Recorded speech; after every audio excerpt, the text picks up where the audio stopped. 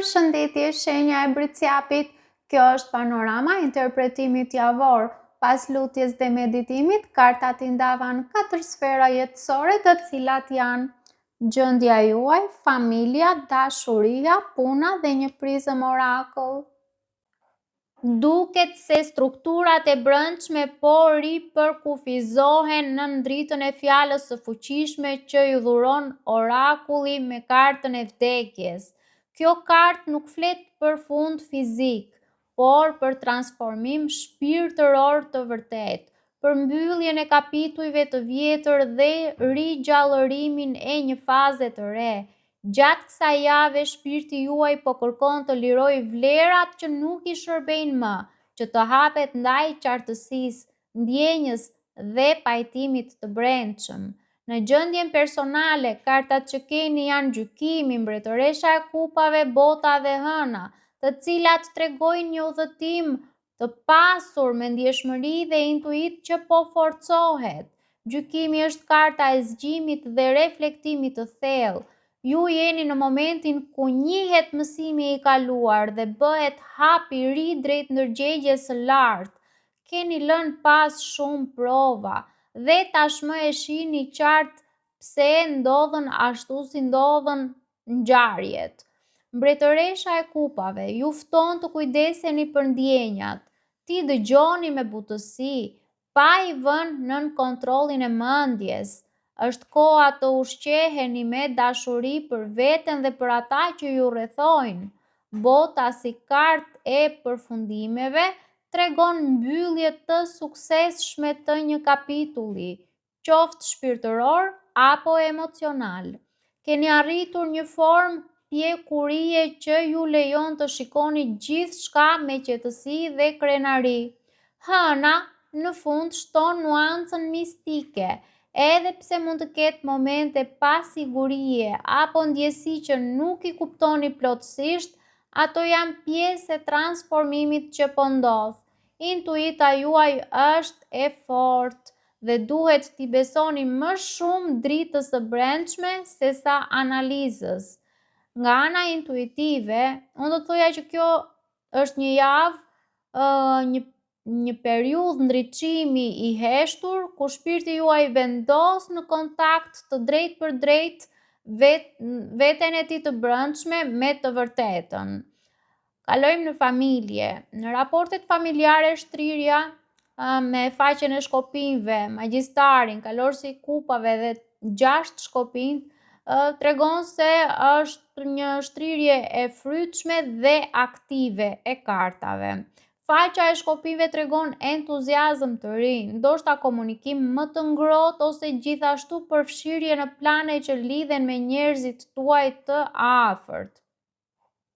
Magjistari është kartë e fuqisë krijuese. Ju keni fjalën, ndikimin, ju keni idenë që mund të ndryshojë dinamikat familjare për të sjellë harmoni dhe drejtim të ri. Kjo kartë nënvizon fuqinë e manifestimit. Çfarë mendoni, ajo merr formë. Pra mendimi juaj merr formë. Kalorësi i kupave shpreh dashuri, kujdes dhe gjeste të buta emocionale. Ka mundësi për pajtim dhe rindezje, empatie me dikë që keni ndier distancë. 6 shkopinj përfundimisht tregon sukses, fitoni respekt dhe mirëkuptim brenda familjes përmes mënyrës suaj të qetë e të drejtë të komunikimit. Në thelb, kjo është një javë e afrimit dhe fjalëve të duhura në momentin e duhur. Pra ju bëheni ura e stabilitetit në mjedisin tuaj. Kalojmë në dashuri, ku këtu jemi përballë një procesi shërimi të thellë.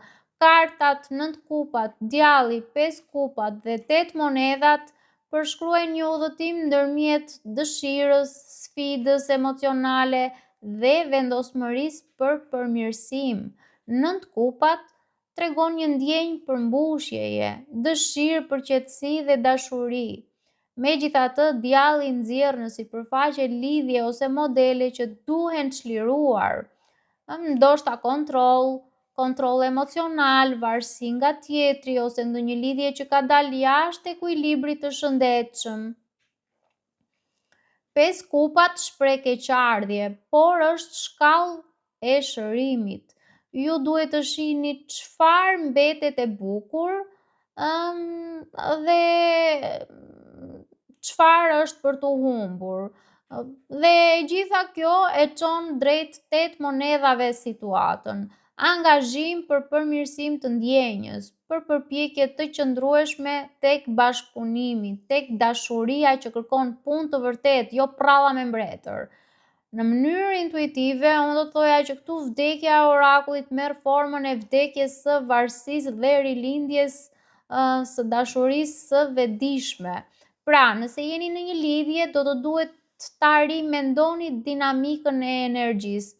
Nëse jeni beqar, një plagë e vjetër po shërohet që t'i hap rrugën diçkaje të re, më të ndritshme, më të vlefshme dhe më të përshtatshme për ju. Kalojmë te puna.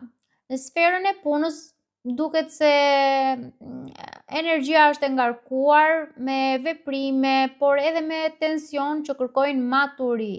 Asi i shkopinjve, 5 shkopinj, 5 shpatat dhe 2 shpatat tregojnë përballje me sfidat ose konflikte që mund të testojnë durimin dhe drejtësinë tuaj.